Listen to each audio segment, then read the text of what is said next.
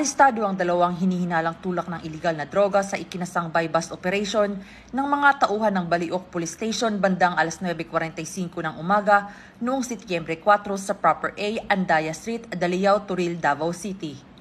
Kinilala ang mga sospek sa alias Nakusa, 40 anyos, residente ng masabing lugar, at alias Marian, 47 anyos at residente ng Kalipaan, Daliao, Turil, Davao City.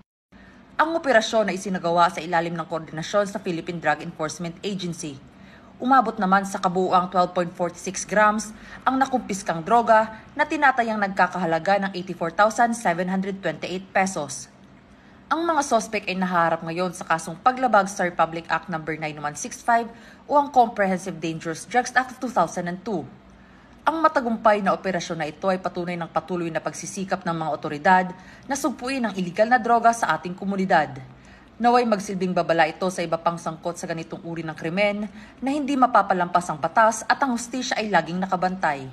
Mula rito sa Police Regional Office 11, ako ang inyong PNN Correspondent, Patrolwoman Shaira Rose Aquino, alagad ng batas, tagataguyod ng Balitang Pulis.